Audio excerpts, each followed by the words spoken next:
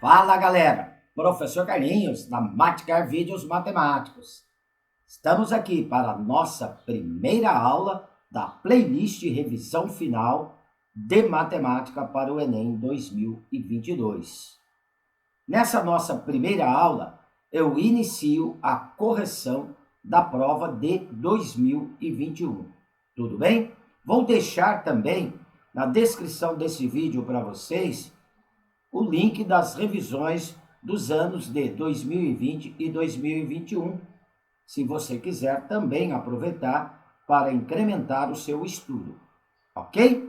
Então, como dizia minha avó, chegou a hora da onça beber água. Vem comigo!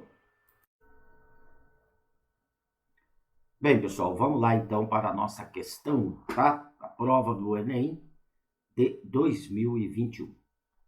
O administrador de um teatro percebeu que com o ingresso do evento a R$20, um show conseguia atrair 200 pessoas e que a cada R$1 de redução no preço do ingresso, o número de pessoas aumentava em R$40.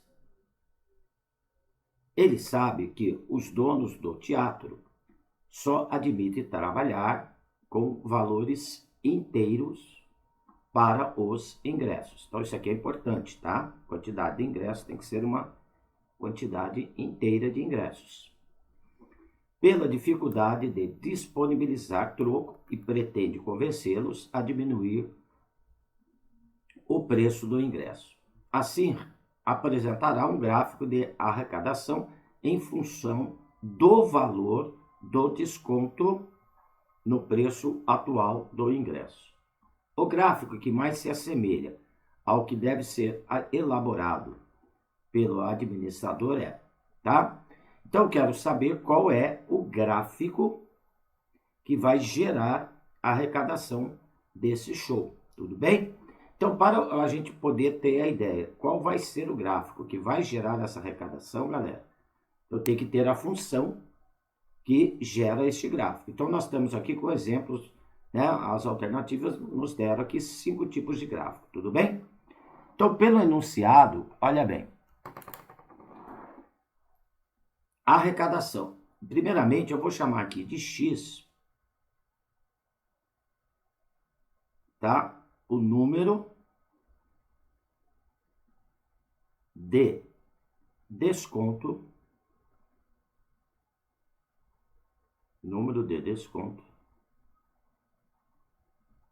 tá? De R$1 que eu vou dar, porque o preço vai estar em função do número de descontos de R$1 que eu vou dar, de acordo com o enunciado. Então, o que é a arrecadação? Vamos aqui, a arrecadação vai estar em função desse desconto. Vou chamar de A de X, arrecadação. A arrecadação é o preço multiplicado pela quantidade de ingressos vendidos. Olha, com o preço inicial de R$20, tá? Que era o nosso preço inicial, né? Este preço de R$20, ele conseguia vender para 200 pessoas. Então, a arrecadação seria 20 vezes 200. Mas o que está propondo? Está propondo que para cada R$1 que ele der de desconto, então, ó, 20 menos X, porque X é a quantidade de desconto de R$1 que ele vai dar, a quantidade de pessoas aumenta em 40. Então, eu tinha 200 mais 40 vezes X, tá? Se ele der um desconto de R$1, ele vai ter 200 mais 40 vezes 1. Ele teria 240 pessoas no show. Se ele der um desconto de R$2, a quantidade de pessoas que vai estar no show, 200 mais 40 vezes 2, ele vai ter 280 pessoas. Então, o número de pessoas vai aumentando no show de acordo com a quantidade de desconto que ele dá. Tudo bem? Vamos fazer aqui a distributiva para montar a nossa função. Ó. Então, vai dar A de X, distribuindo ali o 20. 20 vezes 200 dá 4.000. 20 vezes 40x vai dar 800x. Depois nós vamos distribuir o menos x. Menos x vezes 200 dá menos 200x. E menos x vezes 40x vai dar menos 40x ao quadrado. Vamos arrumar aqui a nossa função, tá? Então, a arrecadação em função de x, a de x será igual menos 40x ao quadrado, 800x menos 200x dá mais 600x, mais 4.000. Esta é a fórmula que vai calcular a arrecadação do show em função do número de descontos de R$1, que vai dar essa quantidade de número de descontos, eu chamei ela de x. Gente, observa que a função que está gerando aqui a nossa arrecadação é uma função de segundo grau. Então, o gráfico só pode ser parábola, tá? E outra coisa, o termo A dessa função de segundo grau é negativo, ele é menor que zero. Então, só pode ser uma parábola com a concavidade voltada para baixo. Então, por ser função de segundo grau, eu já descarto os gráficos A, B e C, porque são retas, olha. Tá? Gráfico que gera reta é gráfico de função de primeiro grau, não gráfico de função de segundo grau. Beleza? Tá? Então, sobrou para a gente ou o gráfico D ou o gráfico E. Tá? Aqui vai ser o gráfico E, porque está dizendo que a quantidade de descontos é números inteiros. Olha, se é números inteiros, o gráfico não pode ser contínuo, por isso que a letra D está descartada, porque aqui eu tenho um gráfico contínuo, olha. Tá? Então, como está dizendo que o número de descontos vai ter que ser uma quantidade inteira de descontos, o gráfico tem que ser representado por pontos, tá? Então, a nossa parábola seria representada aqui por pontos. Por isso, a alternativa E. Ok? Então, tá aí a solução da nossa questão 1, envolvendo aí, né, função de segundo grau. Tudo bem? Vamos lá para a questão 2. Bem, galera, a questão 2 aqui também da prova de 2021. O quadro representa a relação entre o preço de um produto R, então o preço R, e seu respectivo imposto devido. Se o preço, então, a tabela for menor ou igual a 5.000, está isento de imposto, tá? Se o preço for maior que 5.000, menor ou igual a 10.000, ele vai pagar 10% de R menos 5.000, do preço menos 5.000. Se o preço for maior que R$10.000, menor ou igual a R$15.000, ele vai pagar de imposto R$500 mais 30% de R menos 10.000. O gráfico que melhor representa essa relação é... Então, o que nós vamos observar? Aqui nós temos 5 gráficos, tá? Primeira coisa que a gente tem que ficar atento, que essa relação ela é definida por 3 sentenças matemáticas, tá? A primeira, ele está isento de imposto. Se o preço, então vamos chamar aqui de relação 1, que o gráfico vai ser a união dessas 3 partes, tá? A1, se o preço do produto for menor ou igual a 5.000, imposto zero, o imposto devido R, zero. Segunda, se o preço do produto for maior que R$5.000 e menor ou igual a 10.000, ele vai pagar 10% de R menos 500. Então, nós temos que arrumar a função. Esse 10%, gente, é 0,1, tá? Então, vai dar 0,1 que multiplica R menos 0,1 que multiplica 5.000. Então, vai me dar 0,1 R menos 500. Essa vai ser a função, tá? Da segunda sentença da nossa relação. Que ao substituir aqui no lugar do 10%, eu tenho que jogar isso para decimal, vai dar 0,1. Aí faço a distributiva, tudo bem?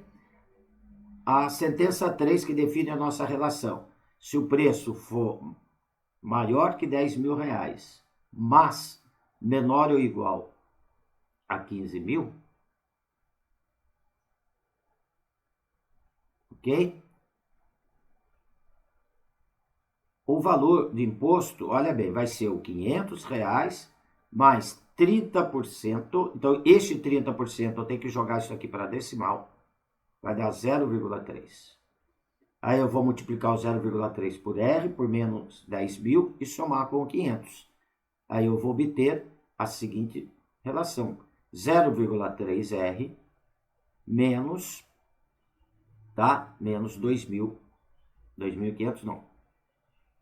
Isto.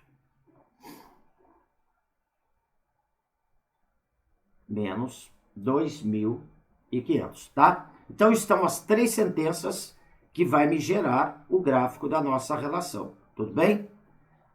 A primeira, olha bem, para R menor ou igual a 5.000, o valor do imposto é zero. Eu coloquei aqui já um sistema cartesiano. Então, olha, o preço está na horizontal, e o imposto devido está na vertical, imposto de R. Então, lá na 1, por aqui do lado, só para a gente lembrar. A 1 é para R, valor menor ou igual a 5.000. O imposto devido, imposto de R, é zero. Então, para o preço de 0 a 5.000, marcar aqui o 5.000 como se fosse aqui, ó, tá fora de escala, hein? Só para a gente ter uma ideia. O valor devido é zero, então o gráfico vai estar aqui em cima do eixo R. Depois, nós temos lá na 2. A 2 é para o preço do produto maior que 5.000 e menor ou igual a 10.000. Observa que a fórmula que vai calcular este imposto de R, para esse intervalo, é 0,1R menos 500, ó. Tá? É uma função de primeiro grau, porque o valor do produto, que é o R, é grau 1. Pegamos os dois extremos desse intervalo, substituímos, ó lá. Então, para ir, como cai numa função de primeiro grau, o gráfico é reta. Não preciso mais que 2 pontos para poder traçar uma reta. Ok? Por causa de ser função de primeiro grau aqui, ó. Vou substituir os 5.000 no lugar do R, subtrair do 500. Então, olha, 0,1 vezes 5.000 dá 500, menos 500 dá 0.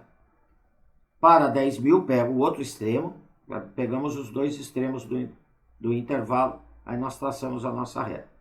Substituo, tá?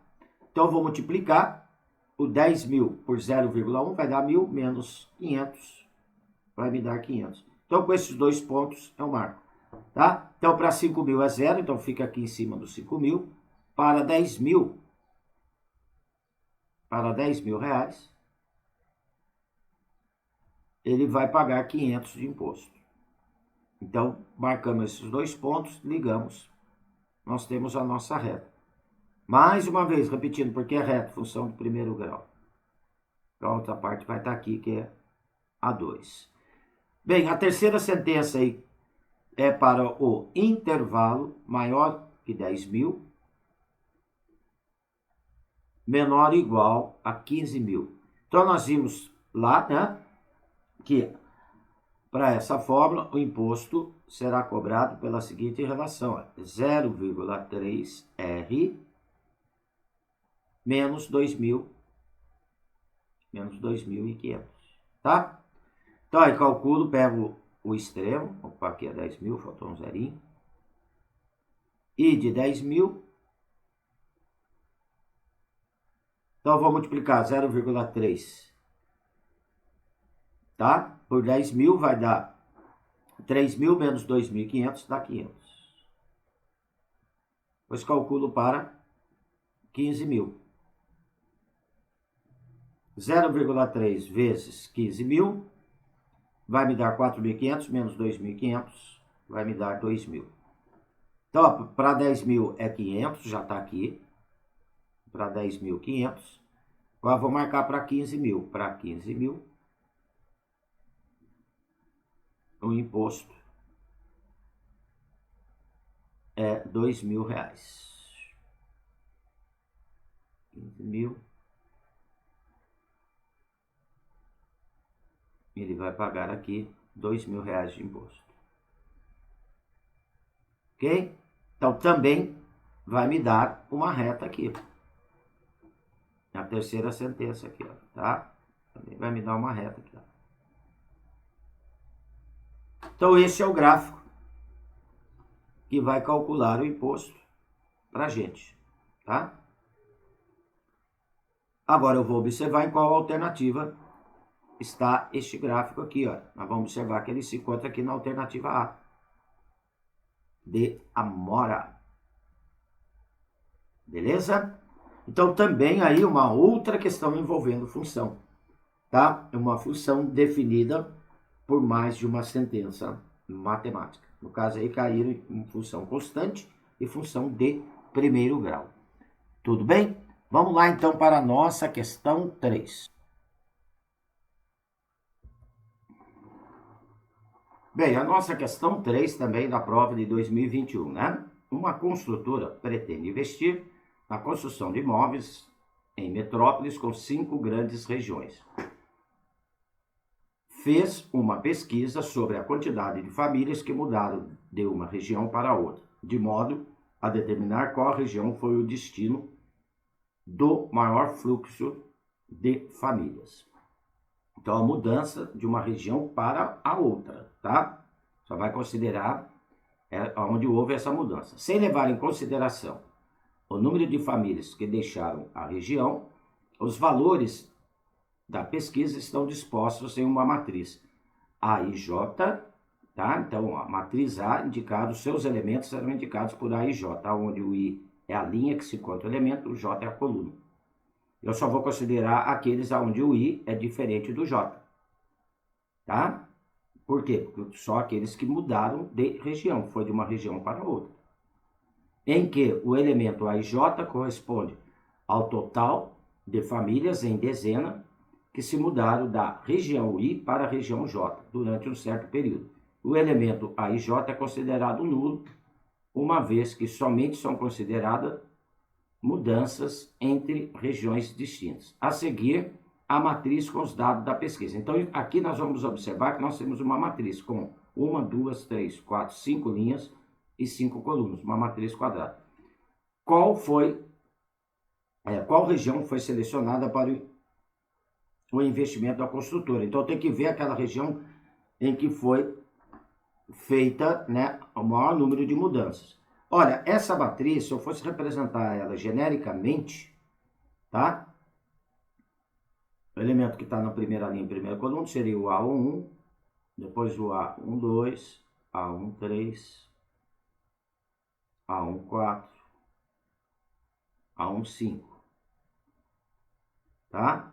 Depois eu teria o A21, o A22, o A23, o A24, o A25, e por aí vai até chegar no A51, aí teria o A52, quinta linha, segunda coluna, o A53, o A54, até chegar no A55, que seria a representação genérica da nossa matriz aqui, ó. E eu só vou considerar aqueles aonde houve mudança, ou seja, aonde o meu I, o I é o primeiro elemento do índice, é diferente do J. Então, olha, eu só vou considerar aqui, olha, os elementos que eu vou estar circulando. Então, na primeira coluna da nossa matriz, eu vou ter os elementos que mudaram para a região 1, tá? Então, a região 1, vou pôr aqui R1, vamos ver quantas dezenas que mudaram, tá? Não considero o primeiro elemento aqui, porque o I é igual a J, então não houve mudança de região. Então, seria o A21, o A31, A41, A51. Esses mudaram para a região 1. Então, o R1 teve 0 dezena, mais 2 dezenas, mais uma, tá? Então, aqui me deu 4 dezenas de famílias. 4 dezenas. A região 2 vai estar na segunda coluna. Então, aqui na segunda coluna, eu só vou considerar os seguintes elementos, os que são o I é diferente do J. Então, seria o 4, mudado para a região 2. O 2, o 0 e o 2. Então, a R2 vai me dar 4, mais 2, mais 0, mais 2. Tá? Então, somando aqui, me dá 8 dezenas de família que mudaram para essa região. A região 3, os que mudaram para a região 3 vão estar na terceira coluna aqui, ó. Mas aonde o I é diferente do J. Então aqui, ó, 2, 6, 2 e 0, tá? Então, somando aqui, eu vou ter 2, mais 6, mais 2, mais 0. Então, somando, vão me dar aqui 10 dezenas de famílias que mudaram para essa região. A região 4, vou pegar a quarta coluna, só onde o I é diferente do J. Então, vou pegar aqui o 2, o 3, esse 0 não entra, e o 4, tá?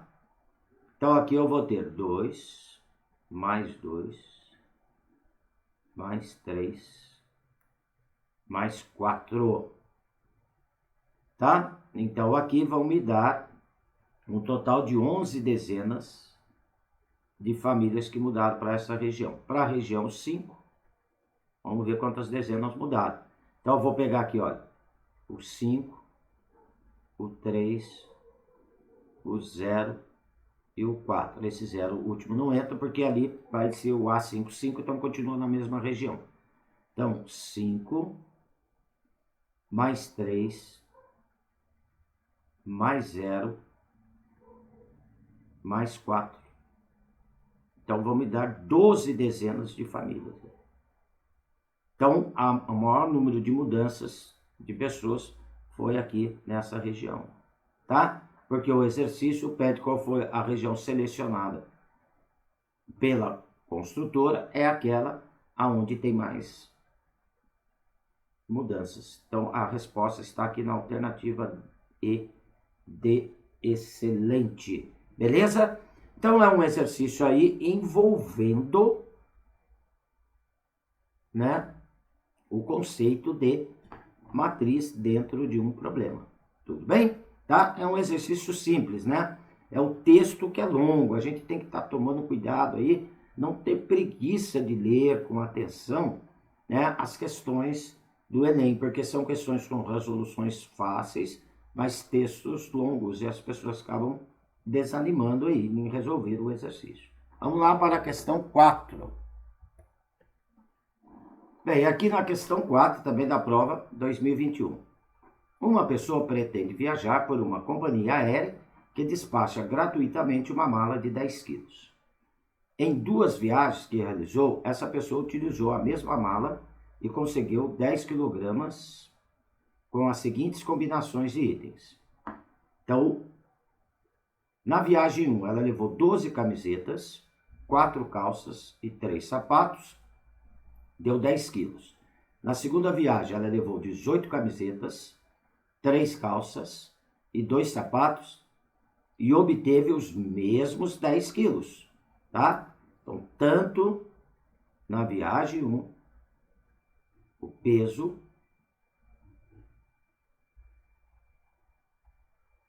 da viagem 2 eram iguais. Para ter certeza de que sua bagagem terá uma massa de 10 quilos, ela decide levar essa mala com 2 calças, 1 sapato e o máximo de camisetas, admitindo que os itens do mesmo tipo têm a mesma massa. Qual a quantidade máxima de camisetas que essa pessoa poderá levar? Esse exercício a gente poderia estar resolvendo ele utilizando o sistema, tá? Aí, através da regra de Câmara, nós estaríamos determinando a condição para que o sistema tenha a solução. Mas nós temos uma forma mais rápida de resolver ele, se eu conseguir observar o seguinte. Olha bem, ela diminuiu uma calça, caiu para 3. Diminuiu um sapato, caiu para 2. Então, ao diminuir uma calça e um sapato, aumentou aqui, olha, então aqui ela diminuiu uma calça, diminuiu um sapato. Ao diminuir uma calça e um sapato, o que aconteceu com o número de camisetas? O número de camisetas aumentou em 6. Então aqui dá para fazer por proporção. Aumentou 6. A próxima viagem, ela quer levar, tá? Olha o que está dizendo aqui na próxima viagem. Ela quer levar 2 calças e um sapato. Então ela vai diminuir. Olha, estava com 3 calças. Vai diminuir mais uma calça. Então vai cair para 2 calças. E vai levar um sapato. Então aqui também vai cair para um sapato. Então, olha, está diminuindo uma calça e um sapato. Olha, quando diminui uma calça e um sapato, aumenta 6 camisetas. Ela estava com 18, aqui mais 6. Eu diminuiu um de cada ali também, está proporcional, tá? Então vai para 24, quantidade máxima de camiseta. Resposta alternativa B de bom, B de bola. Agora, eu poderia ter resolvido isso através de sistemas, mas aqui é mais rápido a resolução e a gente tem que procurar um método mais rápido, tá? O importante é conseguir observar que ali está tendo uma proporção, né? Tudo bem? Vamos lá para a próxima questão, a questão 5. Bem, a nossa questão 5, tá? Uma questão também da prova do ano passado, 2021, né? Uma pessoa produzirá uma fantasia, utilizando como materiais 2 tipos de tecidos diferentes. Então, a fantasia vai ter que ter 2 tipos de tecidos diferentes e 5 tipos distintos de pedras ornamentais. Essa pessoa tem à sua disposição 6 tecidos diferentes e 15 pedras ornamentais distintas.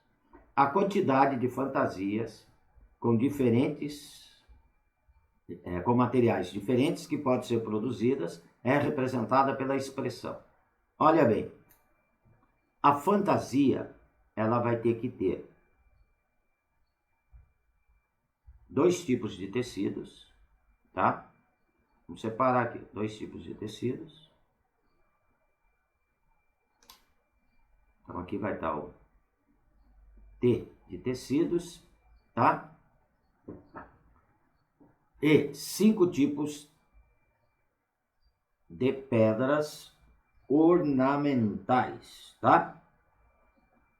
Então, eu vou utilizar 2 tipos de tecido e 5 tipos de pedra.